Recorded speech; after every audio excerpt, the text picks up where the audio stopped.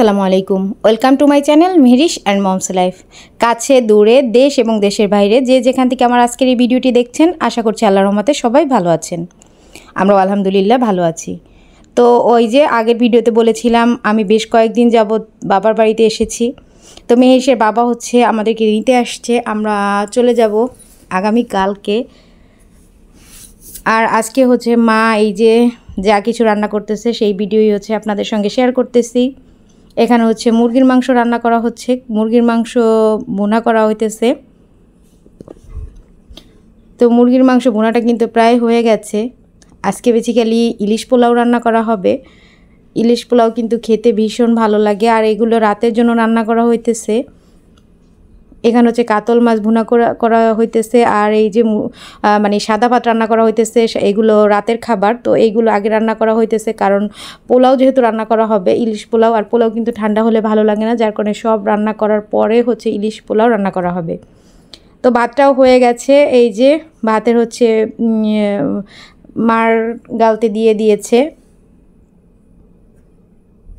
কাতল মাছটাও এখানে ভুনা হয়ে গেছে।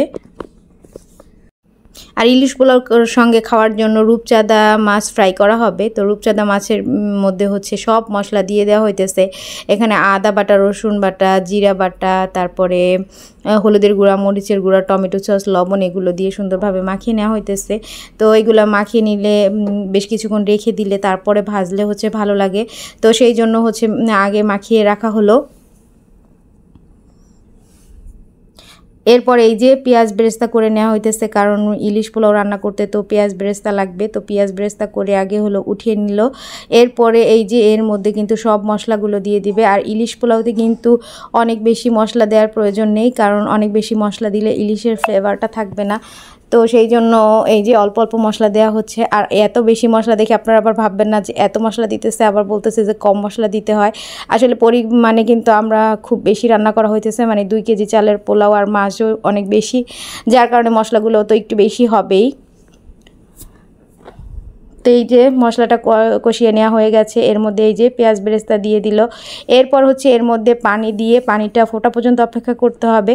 তো পানিটা ফুটে উঠেছে। এর মধ্যে এই যে আগে থেকে হচ্ছে ইলিশ মাছ লবণ দিয়ে মাখিয়ে রাখা হয়েছিল সেইগুলো দিয়ে দেওয়া হলো। এরপর ইলিশ মাছটা খুব সুন্দরভাবে কষিয়ে নিতে হবে। খুব বেশি নাড়াচাড়া করা যাবে না, খুব বেশি নাড়াচাড়া করলে কিন্তু মাছগুলো ভেঙে যাবে। তো এরপর এই যে মাছটা কষানো হয়ে গেলে মাছগুলো আলাদা করে রাখতে হবে, আর মশলাটা আলাদা করে রাখতে হবে। এরপরে এই যে তেলের মধ্যে হচ্ছে পোলাওর চালটা ভেজে নেওয়া হইতেছে। আর ভেজে নেওয়ার পরে এর মধ্যে এই যে ইলিশ মাছের যে মশলাটা ছিল সেটাই দিয়ে দেওয়া হলো। এখন আরেকটু ভেজে নিয়ে এরপর হচ্ছে গরম পানি দিয়ে দিতে হবে।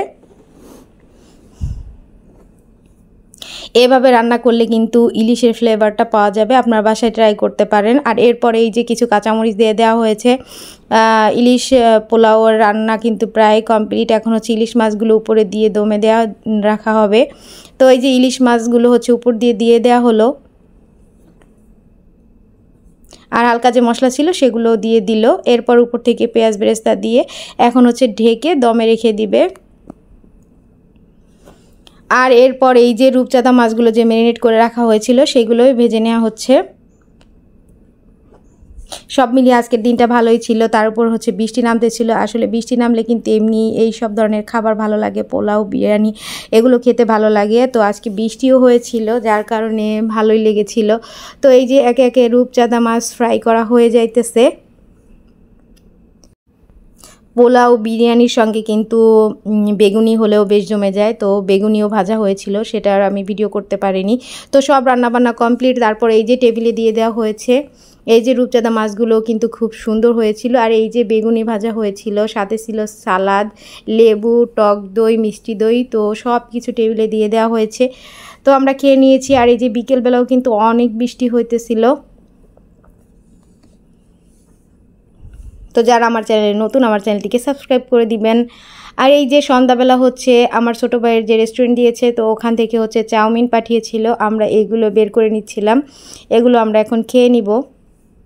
ভিডিওটি কেমন লেগেছে কমেন্টস করে জানাতে ভুলবেন না। আজকে তবে এই পর্যন্তই। দেখা হবে নতুন কোনো ভিডিও নিয়ে। আল্লাহ হাফেজ। আসসালামু আলাইকুম।